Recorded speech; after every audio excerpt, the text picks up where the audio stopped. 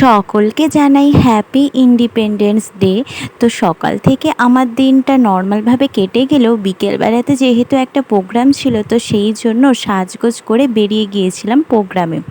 তো সাথে আমার সাথে কিন্তু আমার মা বাপি দুজনেই গিয়েছিল। আর গিয়ে দেখি এখানে উদ্বোধনী সঙ্গীত গাইছে আমাদেরই জিদ্দা। তারপরে কিন্তু এক এক করে অনেক ক্ষুদে শিল্পীরা তাদের নাচ গান করে, আর এখানে বসে বসে আমরা দেখতে থাকি। আর তারপরে দেখো পাপড়ির নাচটাও কিন্তু এখানে দিয়ে দেয়। আর তারপরে আমরা সকলে মিলে একটা গান গেয়েছিলাম, একটা না, আমরা একসাথে মনে হয় 3টে গান গেয়ে উঠেছিলাম। তারপরে সকলকে আমি কিন্তু গালে পতাকা এঁকে দিচ্ছিলাম। তো এটা পতাকাটা আঁকলে বেশ দেখতে ভালো লাগে, তো সেই জন্যই। আর এখানে দেখতে পাচ্ছ কতটা ভিড় হয়েছে। তারপরে কিন্তু আমি আমার সিঙ্গেল নাচটাও করে নিয়েছিলাম।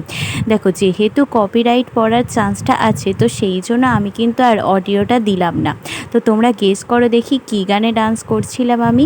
তারপরে দেখো প্রচণ্ড খিদে পেয়ে গিয়েছিল, তো সেই জন্য আমি টিফিনটা কিন্তু খেয়ে নিয়েছিলাম। আর এখানে কিন্তু অসীমা পাত্র মহাশয়া ওনার বক্তৃতা রাখছিলেন। আর তারপরে আমরা কিন্তু আমাদের গ্রুপ ডান্সটাও করে নিই। গ্রুপ ডান্সটা কিন্তু আমাদের দারুণ হয়েছিল।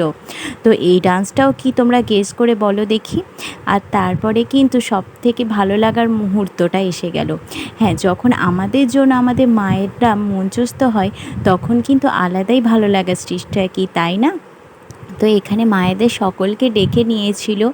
এখানে মানে ওনাদের মতামত চাইছিলেন যে কেমন লাগছে ওনাদের অনুষ্ঠান বা কিছু। তো তারপরে আমরা কিন্তু সমাপ্ত সঙ্গীত করে দিই, মানে সমাপ্ত সঙ্গীতও আমরা কিন্তু 3টে করেছিলাম। তারপরে আমরা বাড়ি আসছিলাম। তো আসার পথে আমি একটা আইসক্রিম খেয়ে নিই। তো ভিডিওটা এইটুকুই।